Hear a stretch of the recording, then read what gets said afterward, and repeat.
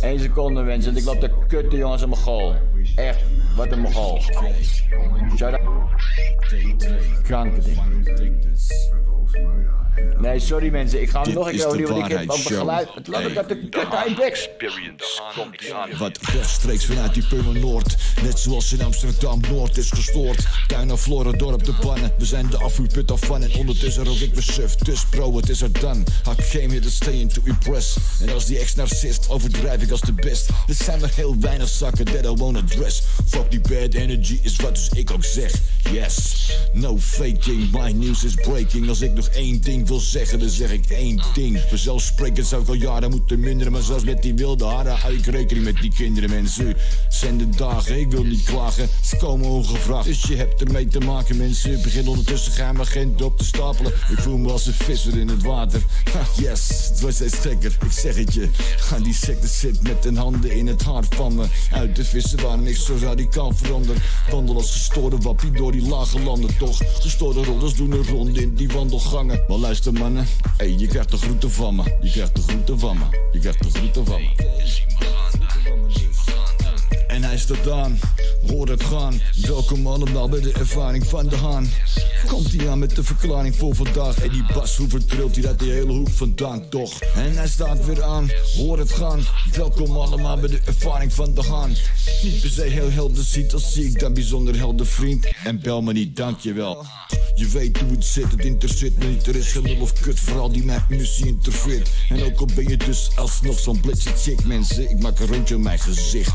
Wat no offense mis, maar deze jungle tactics gaan in tegen wat mijn common sense is geen bad trip, maar...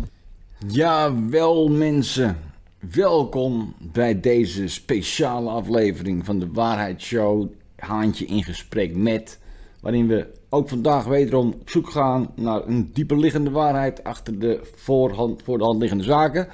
En zoals ik had beloofd, is deze reportage in zijn geheel voorzien van ondertiteling. En dat was een ongelofelijke shitload of work. Niet normaal. Nou heb ik afgelopen nacht natuurlijk, om 3 uur vannacht zijn we begonnen. En heb ik een gesprek gehad van 3 tot 4 uur 's nachts, zeg maar, met Australië. Met Cambell from AutoDidactic. En nou, dat zag er een beetje zo uit. Hartstikke leuk. Vet interessant. Over ongelooflijk veel onderwerpen gesproken. Allemaal hartstikke relevant en hartstikke interessant ook. En we praten allebei enthousiast, veel en snel. Dus dat betekent dat ik vanmorgen na dus de show om 4 uur 's nachts nog even 2 uurtjes heb zitten vertalen. Totdat ik echt wel ingestort was. Toen ben ik lekker gaan slapen. Tot een uurtje of 11:30 of zo. Toen ben ik direct weer begonnen met de volgende vertaalslag. Om dus uiteindelijk slechts een uur video dus te ondertitelen. Ben ik uiteindelijk, nou ik ben nu net klaar met de echte vertaling. Dus ik hoef het nu alleen nog maar eronder te zetten. Dat is ongeveer een uurtje werk. Maar het is nu al 5 uur 's middags. Dus ben ik al zeker 4-5 uur bezig om dit fatsoenlijk en in vloeiend verhaal als ondertiteling neer te zetten.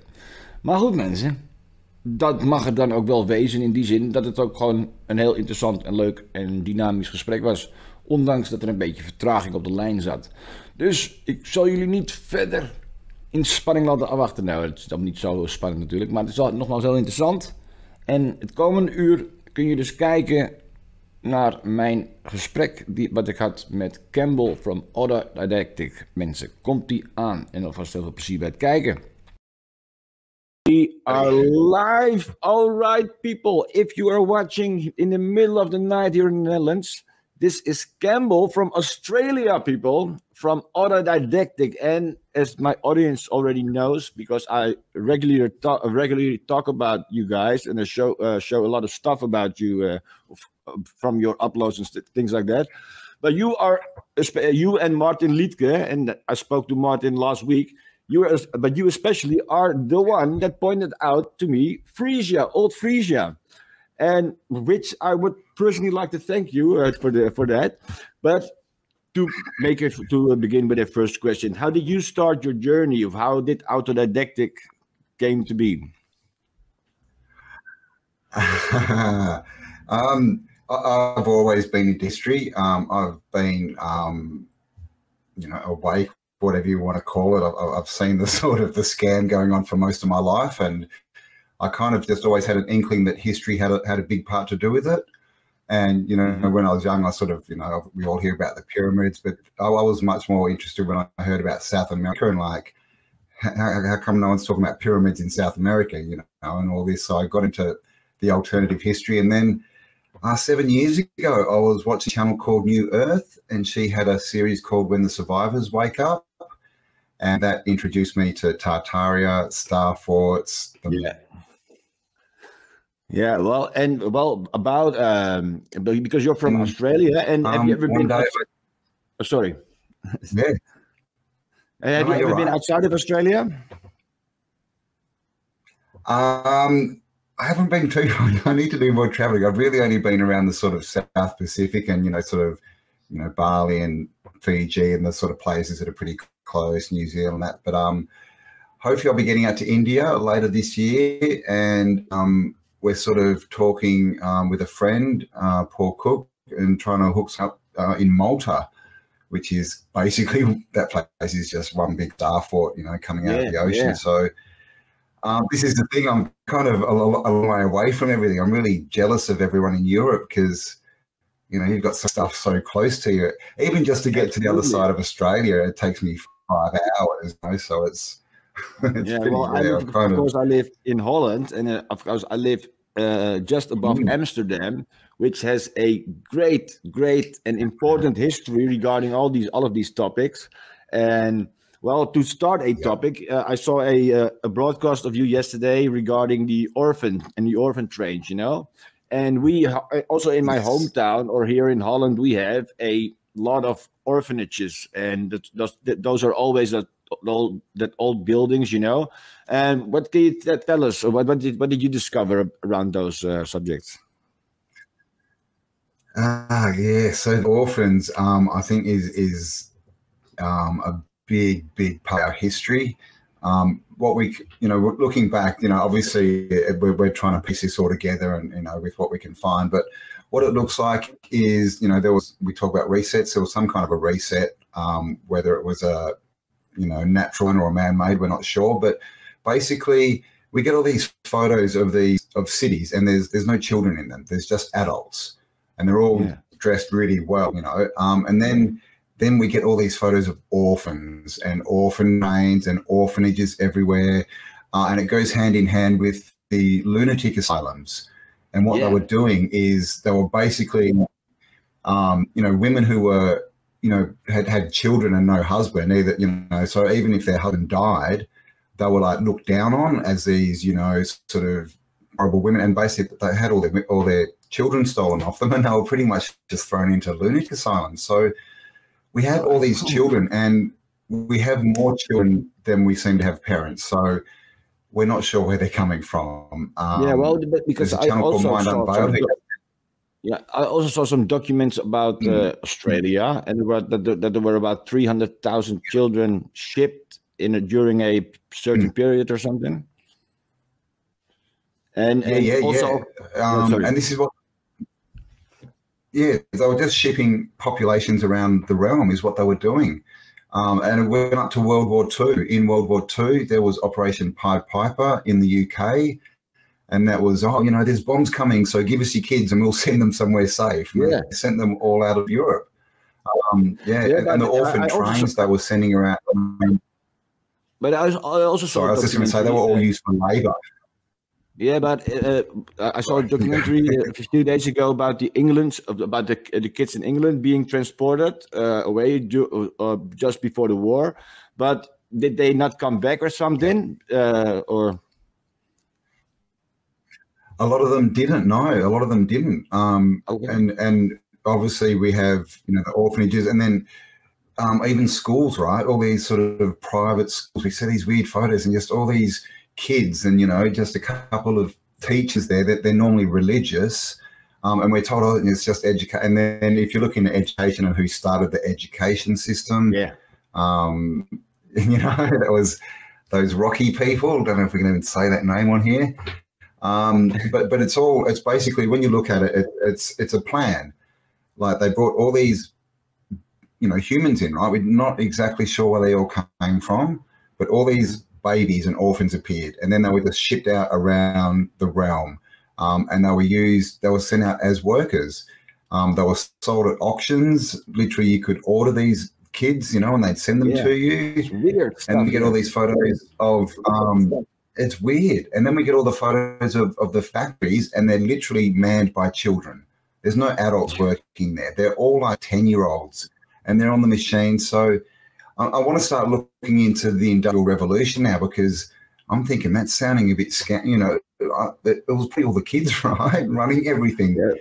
When do you think the last reset was? Now we're another reset. I think it was, I think late 1700s. I think, you know, the event was sort of late 1700s, and then the sort of, you know, change over and clean up and taking over and all that kind of stuff took sort of, you know, 50 years and stuff, because we get, you know, one big thing is you look at the, you know, the furniture from the 1700s, you know, these desks that are just like a work of art, you know, and then you look at a desk from 50 years later, from the 1820s, and it's literally just a square, you know, with legs on it. Yeah. And the clothing completely changes, you know, from these amazing, you know, clothes to just these black suits and top hats and just drab sort of clothes. So clearly something happened in that region. And then we also get all the maps and the books where it looks like they're out on a green map.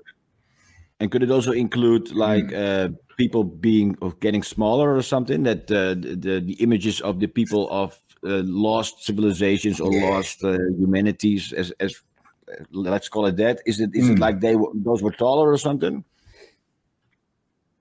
Yeah, I think so.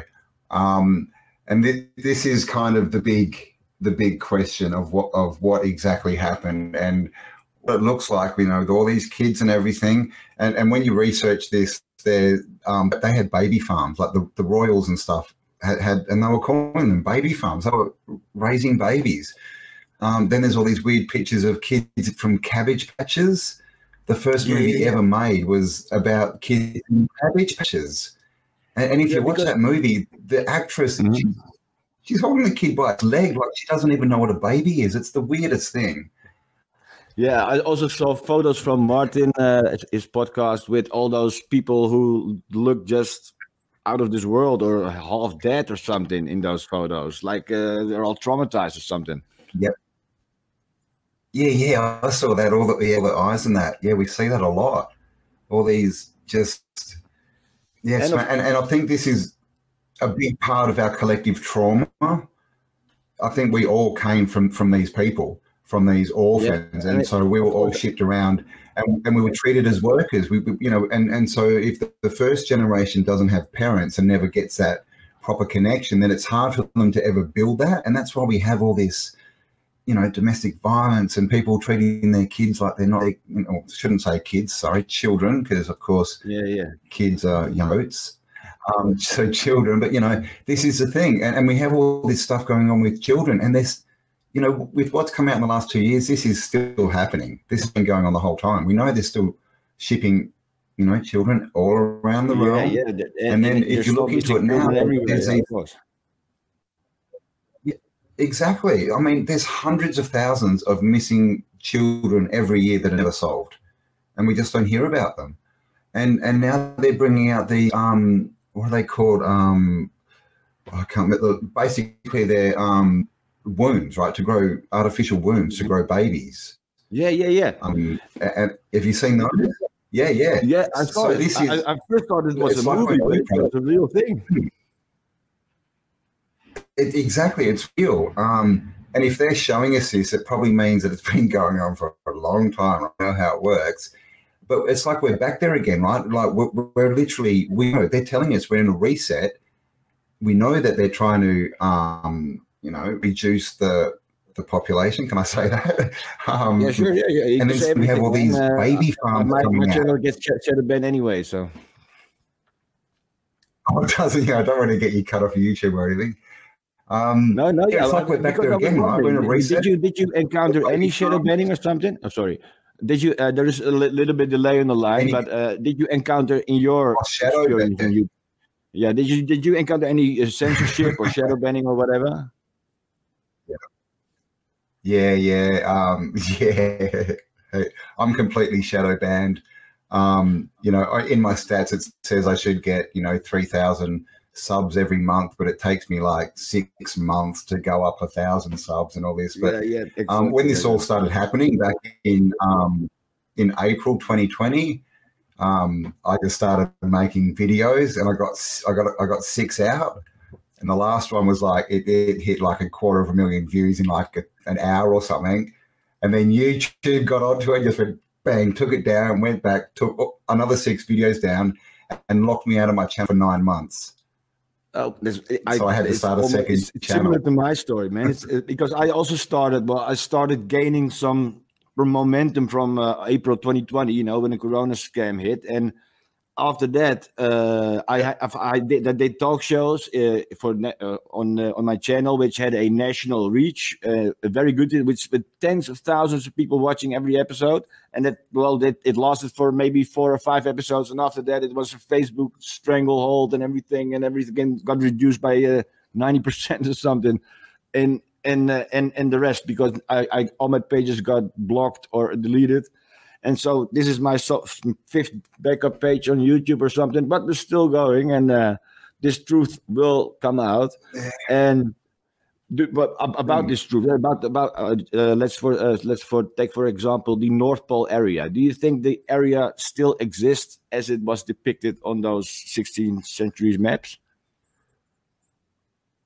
Okay, now that's a very good question. I think that there's something there. If it may be flooded out, I'm not sure if it's, you know, still functional or whatever. But there's something there, because, as we know, we're not allowed to go and look. So you know, you don't hide nothing, do you? You know, if it was just ocean, they'd be like, yeah, man, go and take a cruise. Look, there's seriously nothing there. Absolutely. You know, so clearly there's something there. Yeah. And also, I also heard you talking about the video yesterday about the guys who went out from Tasmania with the boat, who got stopped by the U.S. Marine or some kind of marine boat or Navy something. And I also showed those. I also showed that footage last week on my channel. But is there because Australia is pretty close to so-called Antarctica, right? So is it like because in the old maps it seems to be closer as is shown on the newer maps. On the old maps, Australia is literally part of Antarctica. Like they sort of, if they call it Terra Australis, it's just this one big landmass that goes right across to South America. So and then we've got the question of, you know, the animals that we have. You know, we have like marsupials and these, you know, different animals down here. Another thing is in the southern circle, you know, the outer reaches, is that what we call it?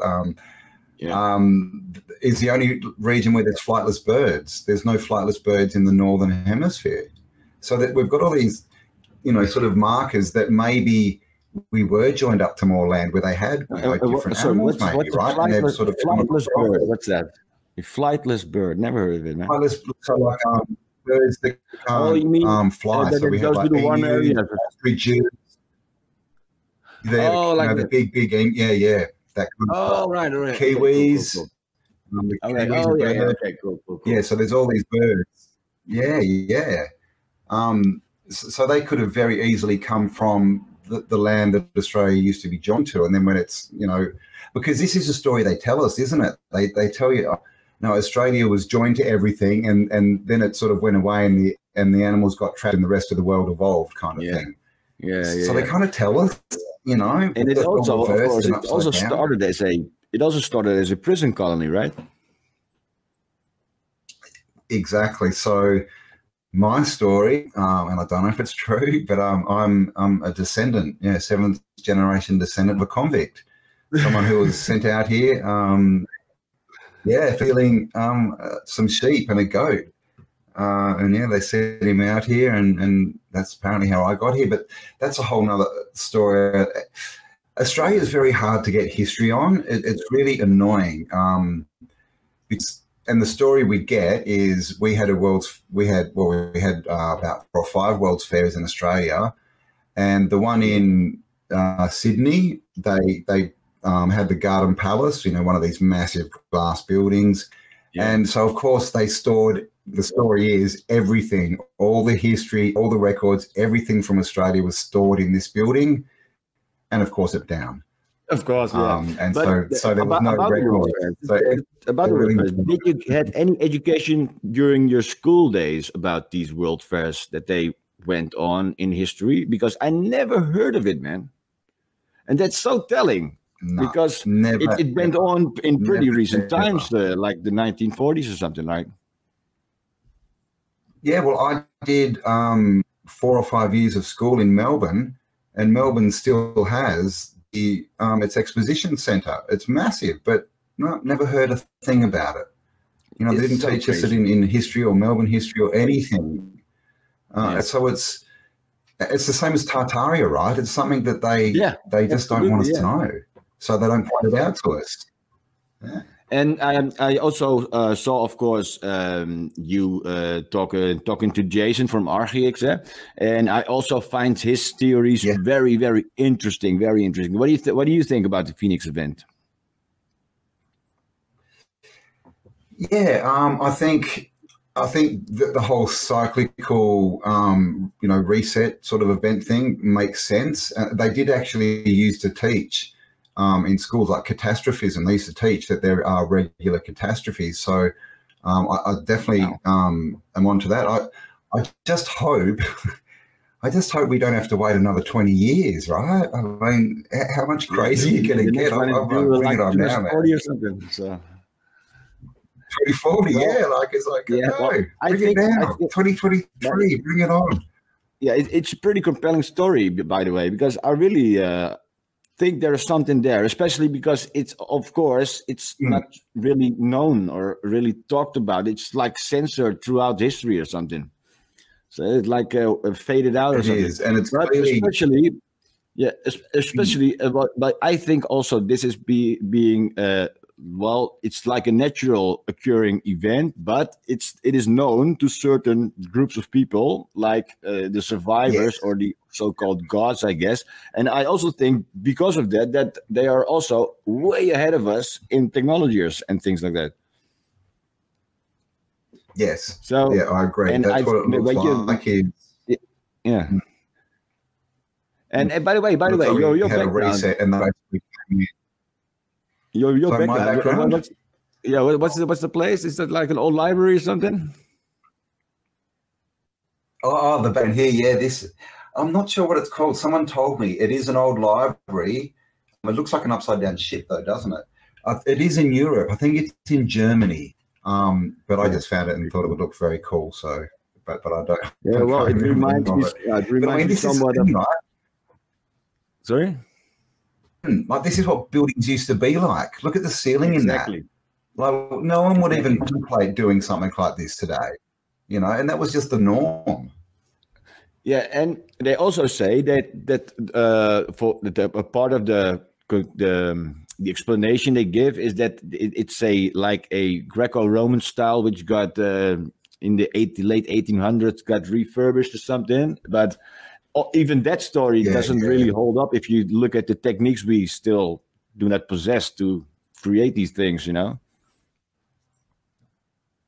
With building, I mean, they've lost, you know, they no longer know how to make the good concrete or the good mortar or the brass that made all the bells. You know, they've lost all this technology that apparently, you know, people who had tools and were stupid and that they had all this technology and built all these buildings, but you know, the thing is, you get, you know, Greco-Roman, we get this story and, they went around, you know, Europe and that, but, you know, where are the stories saying that they went to South America or to Asia where we find Greco-Romano buildings?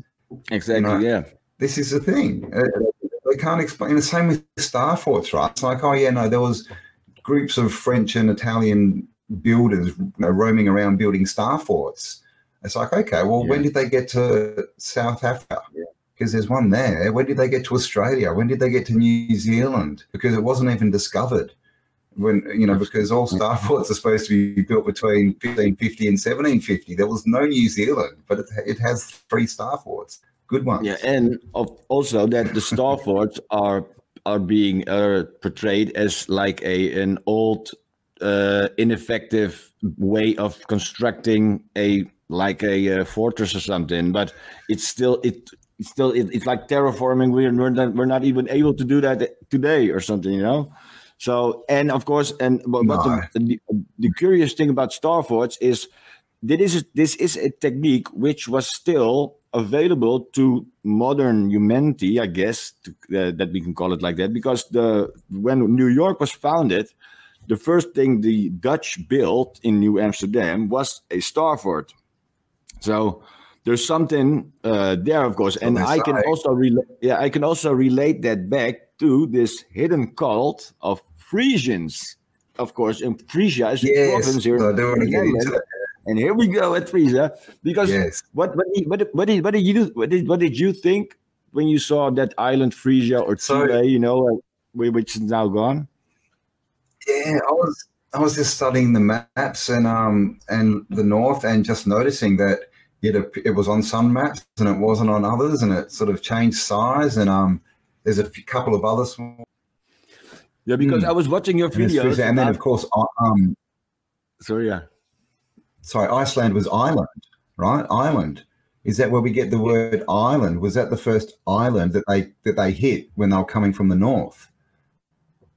Yeah. Well, that could well be, but that's also funny, because when I was watching your videos, when you first encountered these pitches, there's a lot of Dutch-sounding words, and which you, of course, did not understand or something. You know, like the Book of Enoch. You know, the famous, well, not in the Bible, but the famous Bible-ish book. You know, the Book of Enoch is. If for my Dutch ears, if I translate it directly into like an old-fashioned way of speaking, it's something like one eye, a guy with one eye. That's één oog. It's a Dutch word, Enoch, één oog. Oh.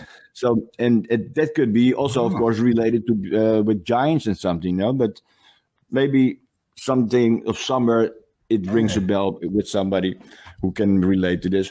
But and also Greenland, Groenland, what you see around here, groen is the Dutch word for green.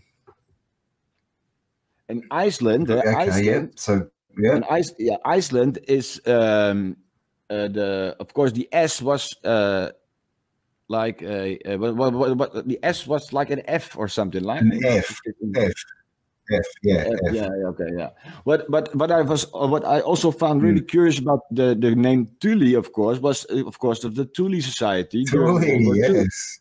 And those were Nordics and extraterrestrials. So I'm almost sure that these islands still exist, especially because when I started talking about this here in Holland, which I emailed to you. Holland is a small country, of course, which has a province called Friesland or Frisia.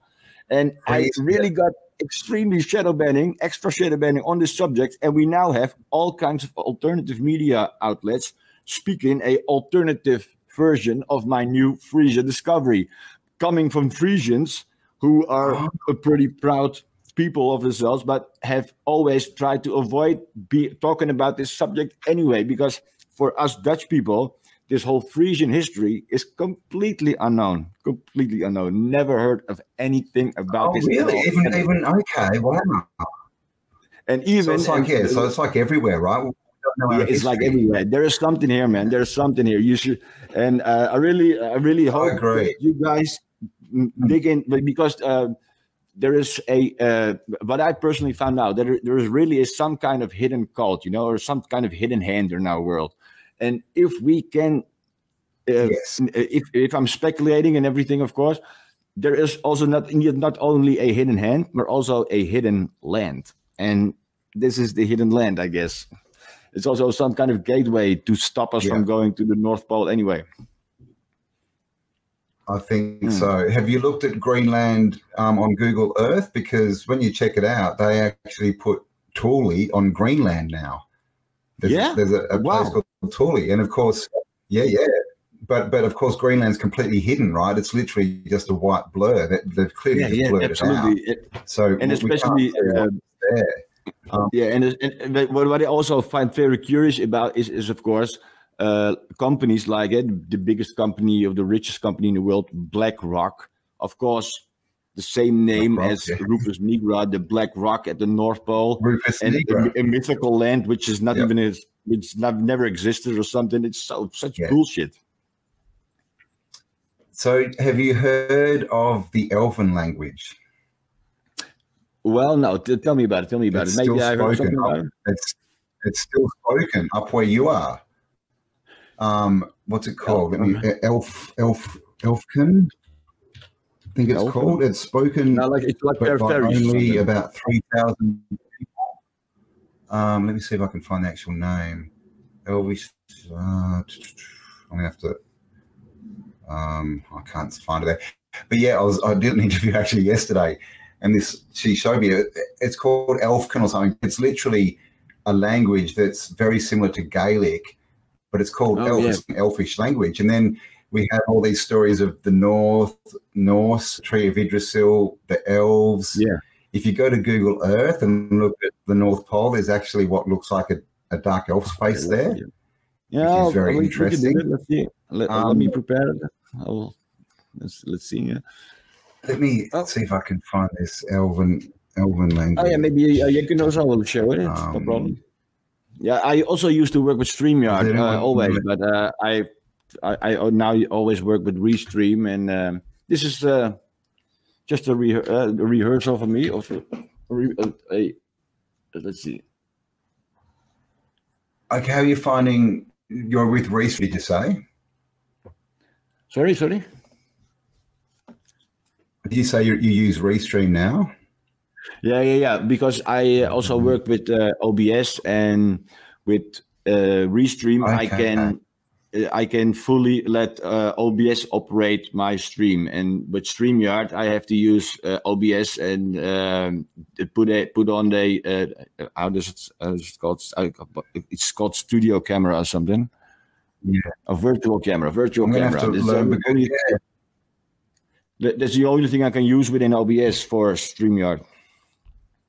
Oh, hello. Oh, sorry. By the way, because it looks like Restream's a lot better.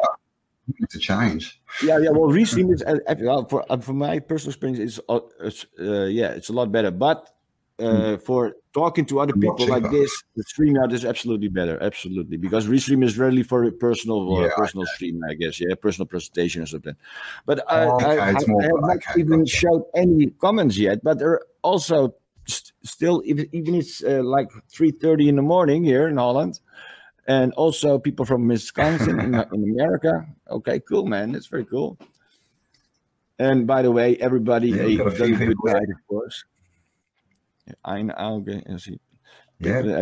Very nice for people that you're still here and still around. We're talking to Cambell from Australia, from AutoDidactic, and I also about a. So when was Australia? Sorry. Have you read the Auralinda book? Well, that's a very good topic to talk about, because, of course, if you talk about Frisia, then the Auralinda book comes the word. And about the Auralinda book, I have read it, and I also read the old Dutch version, which I also could understand pretty well, and it, of course, tells a whole nother story of our history, and I thought it to be very telling to see so many names which are of such great importance still in our world today, like the days of the month, or some deities of the Frisians, and it's all kind of a version or a. All the holidays we celebrate today, it's all some kind of pagan, old Frisian, Viking version of a old holiday or worship or something like that. It's like a witchcraft or something. That's what it looks like, isn't it? It's what it looks like, and that's why I was interested, because when I was reading it, it reads. I mean, I've obviously only read the English version. It reads like they were, good, right? They were like us. They were the good people, right? Because then they had a good civilization, and they were trying to keep it all together and do the right thing, and they got invaded by these Magi. Right? I call them the yeah. whisperers, right? Yeah, and we still have these people who don't want to be kings or rulers; they just want to control the king or the ruler. But you've come across a different angle. Like, what's your perspective on these Frisians and Well, that's cool because the Frisians. You mentioned the Orlando book, and I of course never heard of the Orlando book and never heard of it. So I started reading it, and I started talking about this on my stream. And of course, with the proud Frisians as a province here in Holland, there was no alternative story for this. I was the only one talking about this, and nobody ever heard about this, of course, this Orlando book. So there was now in the same week or in the week after my revelations about the Orlando book, there was now a new version, a new Dutch version by a new writer about the Orlando book. And of course, this is a writer which do not believe this is a true story. And what I also found out about this whole history in the Orlando book, this is because the Orlando book was originally found in like 1850 or something, but also during those days, it was highly controversial because it was like a fraud. It was regarded as a fraud or some kind of forgery or something, but. Again, if it was a forgery, then it was a very intelligent genius, like a genius version of a forgery, and also printed on, and it was also on confirmed 12th or 13th century paper, and that was for me a big evidence that it is authentic, and it is of course authentic. But the fact that especially the Frisians themselves are very heavy in debunking or trying to debunk this story and trying to cover this story up for the last 150 years since you discovered it and since I started mentioning it. This has now become here in Holland a whole new phase or story of itself, because we now have multiple podcasts which have invited this Dutch writer to talk about this new Frisian book or this new version of the Orlando book, or new translation or something.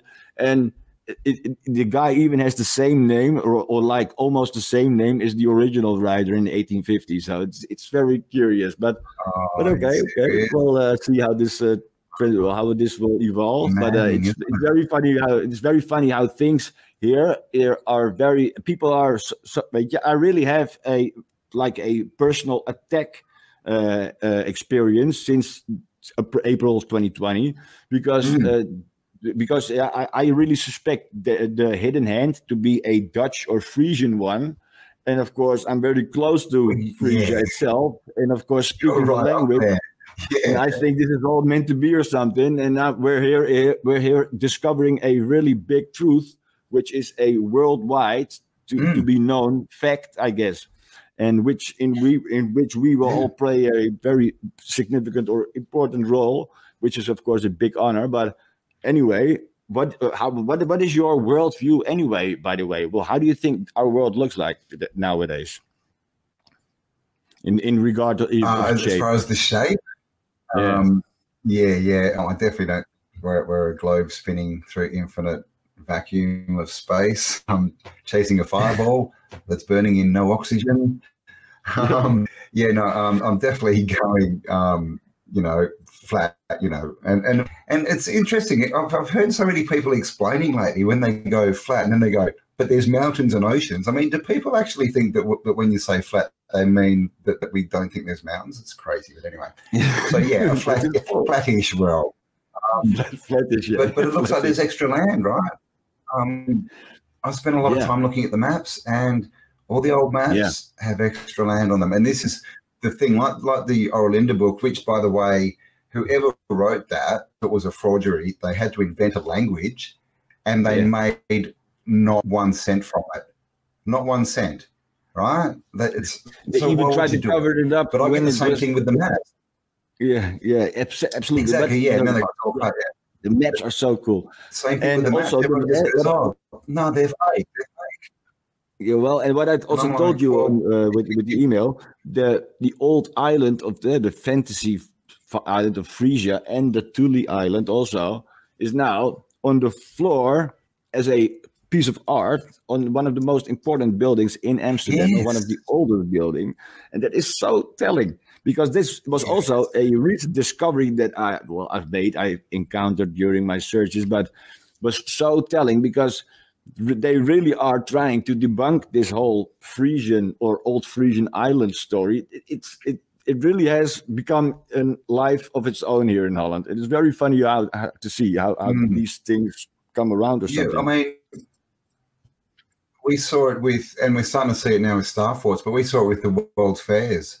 They literally went in, they changed the Wikipedia stuff, they put out all these articles, and they're even making a Hollywood movie about it. Yeah. About Hollywood, about Hollywood movies, right?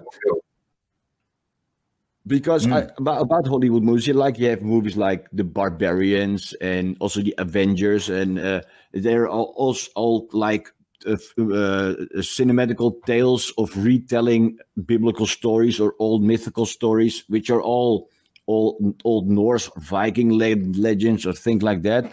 And of course, the Viking or the Frisians or the barbarians were of course beaten or by the old Greek or Roman, blah blah blah blah blah. But I think they, as they always do, they infiltrated in very early history and erased themselves wrote themselves out of history and started just taking over the world under the flag of other nations or the nations they just come up with, and then they destroy the new colonies with some kind of plague or some kind of virus or something, and then start all over again, I guess. Yeah. I mean, that's what it looks like, and that's, you can't fight an enemy you don't know exists, right? And this is how they've tricked everyone. No one believes that there's a hidden hand, right? Because they can't see it. But we see the effects of it. But some people just don't seem to get to see it. It's very strange. But I mean, people are waking up. What do you think the role of consciousness is in all of this? What do I think the role of consciousness is? The role of your consciousness. Everything's consciousness. They put so much time and effort, 12 years of school, all the books, all the movies, everything to try and make us think that everything's physical and everything's outside of it. If we want to change the world, if we want to change ourselves, right? Don't go in and check out your thinking. Go to a plastic surgeon and change the outside, right? That's what they want us to do.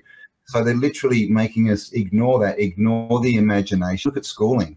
Art doesn't exist anymore. Music pretty much doesn't exist in schools. They've taken it all out and they're hitting the left brain.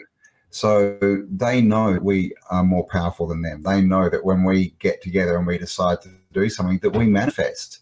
We can literally create events and change, but only if we believe we can. As long as they've got us believing that we're weak little humans and we're just here to live 80 years, work for someone else and then die, then we don't do anything, right? And the other part of that is, and do you think that half of the world are waiting for a savior? They're waiting for someone to come back and save them. Yeah. And do you think that is a part of I mean, when I forgot my question, but it's about consciousness itself. Do you think? I remember. Do you think, because I explained this to myself as like an interdimensional thing, and we're all spiritual beings or part of a higher consciousness or bigger consciousness, and this whole realm we live in could also be some kind of jail, confinement, or something that we are in together with a demonic entity or something. Because I also see I'm not really religious or anything. Do you believe in God, by the way? Creator, definitely, yes. Yeah, well, I also believe in some kind of higher consciousness or God or creator aspect. I believe we are absolutely in an intelligent creation or something. There's something really curious going on here, in which, as you already stated, we are very powerful beings in here, in which they cannot control, or they can try to control us, but they cannot really control us, which tells me that there's something also there as a truth to discover, you know? So this, so there's crazy world, man. The prison planet, you know, sort of, there's prison, you know, a lot of people think it's a prison planet, which is kind of from the Gnostic point of view, where, you know, Earth was created by the demiurge and it wasn't supposed to be created, and it's an evil, you know, like a hell, right? And we're here in hell somehow. I don't see it that way. I see it more as it was a good creation, and something's come in, an entity, you know, we've been invaded. We literally, is how I see it. We've been invaded. And I think that, you know, whether that, but I believe it, I mean, everything's mental and energy, but, you know, I think we see it in the mental and the physical. So we see it in, you know, literally coming into the realm, right? And I think the biggest markers is because everything they do, all of civilization is to tell us we're not good enough, and to try and train us into being slaves and giving our lives away, right, to someone else. And that's it, because, you know, they teach us to think and not how to think, because if people were taught how to think, there would be no control system here at all. People would be like, what? And this is the past as well. If people understood that in the past we had free energy, we had high intellect, we had no, you know, peace, right? Then people would be going, what the hell? We need to get back there. But no, everyone believes, oh, no, what do you mean? You're the epitome. You're the best we've ever been. You came from a frog who turned into a monkey, who turned into something else, right? Yeah, well, I was talking with my audience yesterday about this. They take away our power supplies or something, and we're back in 1800, you know? Well, that's it. And this is why, you know, free energy, we've had it all the time. And, you know, a lot of people suspect that we've still got it, and they're literally just charging us for stuff that they're not even making. But that's why there's such a down on that, you know, like the water car, you know, we know what happened to that guy. All these free people who invent free energy, they seem to not last long after that if they try and get their invention out, right? But it's either that or it gets bought and it's put in the industry. Yeah, I also think they utilize free energy and they sell it to us as some kind of source we have to pay for. Like there's some kind of scam going around, some like a kerosene scam. Or what about the kerosene in airplanes? You know, it should be in the wings or something. And if you take the starting amount, it is like 20,000 liters or 2 tons or whatever, you know, and it doesn't add up, or it's way too big or something like that. And so they say that it's part being driven by free energy or something, or like the whole uranium thing, you know, that it's not so radioactive as dangerous, but it's more like another kind of force that we do not know about, which is being utilized or something. Yeah. Well, there's definitely free energy in the atmosphere, in the ether, and this is what science won't touch. They won't admit that there's an ether at all, and so that's why science doesn't make sense, and they need like these equations with, you know, 50 characters to try and tell you anything. So yeah, it's all just, you know, it's all to keep us from power, right? And when it gets down to it, it's power, right? They stole the power, right? And then they get us to elect them into power, and people do it, right? And we know what L is, right? L, L-E, and they're not the elites, they're the L-I's. You know, if we think like the Canaanite, it's L-I. Yeah. Okay, cool. And this is it's all in the names and symbolism, huh? It is, man. It's all there. Well, also, because if you look at the old, you know, the old shields of like old Frisia or old Amsterdam, you know, how do you say it? It's like a weapon or a family weapon, you know. How do you say it in English? Yeah. Well, like there is a lot of there's a lot of phoenix coat of arms. Yeah, coat of arms. There's a lot of phoenix types of images on those coat of arms, especially around those times. And what do you think that represents? I think it probably represents what we think it does, right? I mean, we're told that the phoenix is the bird that rises from the ashes. And I think that's how the controllers see themselves. They took control after the ashes. And the other thing we see on all of these coat of arms are lions and unicorns. And the unicorns are always chained. Have you noticed that? So, I mean, I'm thinking, was this the two factions? And I'm not saying that half were unicorn, but, you know, we know that, you know, tribes and armies have animal totems. So you'll see all these shields and they'll be like the boars or something. And so I think that one army, yeah, was probably the unicorns, which is probably us. And then the other one were the lions. And they tell us, right, they show us that lions, you know, on top of it, and these chained up unicorns, which is interesting. I actually looked at a book from America a week or two ago from the 1700s, and he had a drawing of a unicorn in it. And it was explained as this is a real creature. It was next to other real creatures and everything, and it was a unicorn in America. That is so cool.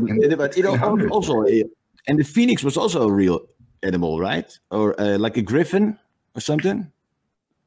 It's like I guess we got griffins and these types of things. Yeah, because and so maybe I mean, weird stuff going on in the past, because especially when you look in the old books, all the pictures and all the drawings are so amazing. It also shows, of course, that those buildings, of which some are still around, of course, the old cathedrals and things like that, were also standing, of course, in those times. Some books are already 500 years old. Yeah. How the hell did they build those things in those times? I cannot even imagine. And that's what we see, and we get these weird stories of, oh, you know, this cathedral here was built, you know, 1200, and it took them 200 years to build. And this one in England that looks exactly the same, that was built in the 1800s. And it's like, oh, really?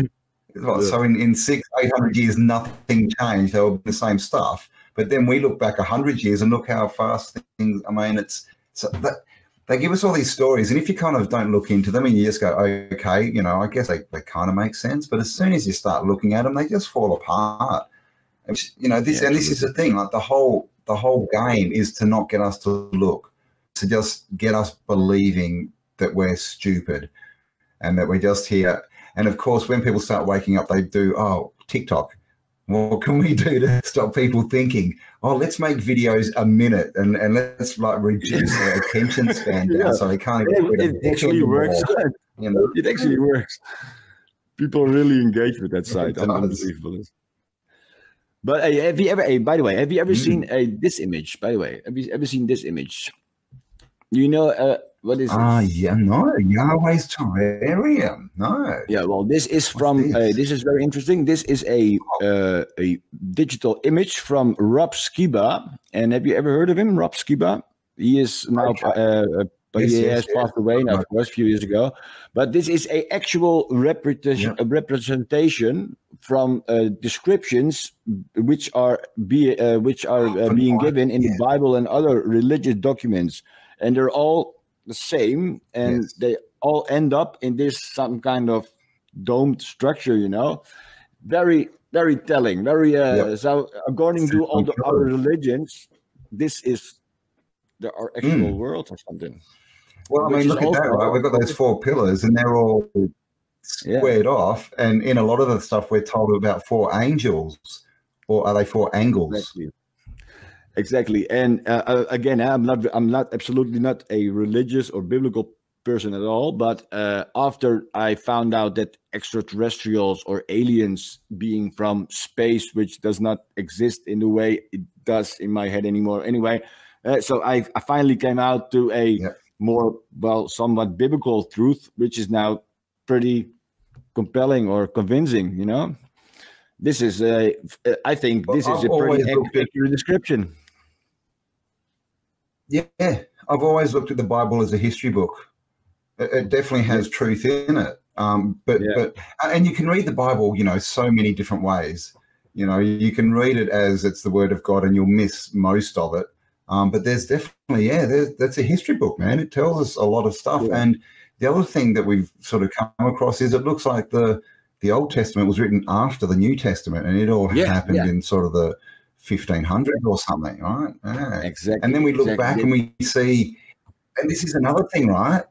I always wondered, like when I was growing up, I'm like, why would civilization start in a desert? Like, seriously, they tell us, the first civilization was Sumer, right? In a desert. And then, but there was a river. There was a river. So, it was fine. It's a desert. What are you talking about? And this is what they tell us. But then again, we look in these books and you go back a couple of 100 years, that region was green. Yeah. Right? We even have pictures, like biblical pictures, and they show palm trees and everywhere. Yeah, and somewhat if you look at like the of course, especially North Africa or something like, of course, all the desert stuff, it was all green. Because if you now look at the pictures of the world, it's like the whole area is like scorched or something, and like burned off or something, or lasered off. Maybe again high technology or something. I did a video on Africa. I did a video on the Sahara a couple of weeks ago, but if you look, it's literally across Africa, across the Middle East, and up into Russia. There's this big star. And then, of course, in the Bible, we're told, right, Sodom and Gomorrah, walls of Jericho. They tell us of these events, of these cities getting wiped out by, sounds like some kind of weapon. I don't know. It could be some kind of plasma charge, but and it's exactly in the region where it looks like it's been hit by some kind of weapon, right? Yeah, and also you have of course, with the new, they think that it might be Atlantis study. Eye of the Sahara might be Atlantis or something. The structure, the Riyadh structure or something, they found or they measured. Have you heard about it? So that's also Ricard or something. Yeah. What do you think? I have a mission, and one of the things in my mission is I want to find out personally where the arrow or the point leads to in the North Pole. I'm going to visit the place. I'm geographically pretty close to it, of course, and on the old map. Yeah, well, I'm in Holland, and like you have a place called Spitsbergen, and it's also very up high north, which is like 2 hours flight from here or something. But I also saw on the old maps from the 15 and 1600s that there is it's one big land area in which you can travel to the North Pole without taking a boat through an ocean or something. This is doable, I guess. So I will find out during my life if I'm being stopped by a soldier or something, or if I see the Rupus nigra. I will find out, man. I will let you know. We need a submarine or something. But it looks like the North Pole, like Hyperborea, was literally connected to what used to be Tartaria, right? Very close to where you are. And of course, we have the story of, is it Jorgensen, the Smoky God? The guy who left from pretty close to where you are, went north. You haven't, got to write that down, the Smoky God. That's a book about two people who went and they got there. They went across the ocean and they hit land up north and they met giants. Cool. Well, I also I remember Eric Dubé was reading a book like Secrets of the North Pole, of Beyond the North Pole or something. And there was also different stories about people who traveled there and what they experienced. And there was also a story in which about the South Pole or something. And they discovered the ice, not the ice wall, but the actual vault wall or firmament wall. And it was like a gelish substance or something, a see-through thing, but and it's the same thing they found also on the bottom of the ocean. There was also a very it's called sky ice. Sky. That stuff. Yeah. There is we are in a realm. And they don't know how it's made. They've had a look at this sky ice, and apparently it's just oxygen, but they don't know how it makes it solid. Yeah. But apparently there was a guy in. I think I can't remember if it was Antarctica or the Arctic, but they're saying they were drilling a hole in this wall and they drill in and they come back the next day and it just regrown and filled in the hole. Exactly. And have you also heard about the in the deepest places on the oceans where they found a under a lake, under the ocean with very dense water, you know, that they couldn't go through or something. Yeah. There is something there, man. There is something there, and we will find out in our lifetime. I'm pretty sure about it. Yeah. Well, If you want to see that video, anyone in chat, just Google under ocean lake. It's really cool, and they tell us, right, water's below, water's above. So absolutely, yeah, man. And we're made of water. 70% it's all water. So I think really space is water. It's absolutely water. Well, Cambell, the 60 minutes is over, man. I am already pretty tired. Of course, it's now 4 o'clock in the morning here in Holland. I still have a lot of translations to do. I want to thank you very, very much for this opportunity for me to speak to you.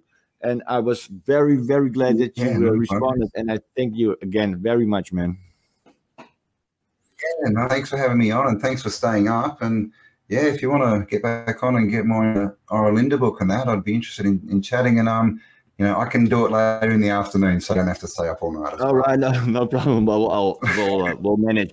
And I will let you know about new discoveries I've made or new things going around here. I really want to thank you again. And also for the people watching in this late hour, 42 people still watching this. So very nice people. And for all the Dutch viewers, tomorrow night or this evening at 8 o'clock, you will see this whole broadcast with translation or with subtitling. So again, we will end this or finish this live now for the people at home. Goodbye everybody. En daarmee, mensen, lijkt het me duidelijk dat er werd afgesloten. En zijn we ook hiermee aan het einde gekomen van de video van vandaag. Waarmee ik dus eigenlijk 2 dagen bezig ben geweest om dit uurtje te kunnen volbrengen. Maar met alle liefde. En daarnaast zijn we in die zin wel weer een groter podium. Hebben we weer een groter podium bereikt. En mag dit ook een groter podium krijgen. Oftewel, dat geeft mij ook aan, hè, aangezien deze gasten ook gewoon netjes reageren en met mij in gesprek willen gaan. Aangezien ook ik, dat ik dus een soort switch heb gemaakt naar dit soort onderwerpen, of meer de focus wil leggen op dit soort onderwerpen, dat zich ook vertaalt in eigenlijk dubbele kijkcijfers, zo'n beetje. Dus het wordt allemaal dubbel zo goed bekeken. Dus mensen willen, en ik krijg ook heel veel positieve reacties hierop, mensen willen dit heel graag zien. Dit is Gods wil, of Gods weg. Dit is de weg naar de waarheid. En het bevalt mij wel op deze weg. Dus we gaan hier lekker mee door, mensen, uiteraard. En ook kun je de komende dagen ergens wederom kijken naar de volgende waarheidsshow. En al dat soort waanzin. Voor nu zwaai ik hem lekker af. Bedankt voor het kijken, mensen. En voor de chat en dergelijke. En voor de betrokkenheid. Tot de volgende knoop maar weer, mensen. Blijf scherp. En dat dus, mensen. Een heel fijne dag verder nog. Even zien. Kunnen we nog even netjes afsluiten ergens. Heb ik dat natuurlijk net niet klaarstaan, natuurlijk. Lekker smooth. Ja, jongens. Ik probeer het toch nog wel een beetje live te doen ook, althans. Het zal nooit een keer live smooth gaan, natuurlijk. Holy fucking crap. Waar is nou weer mijn aftel? Nee. Deze. Mensen. Knippen we er gewoon even uit, of niet? Een prettige avond verder.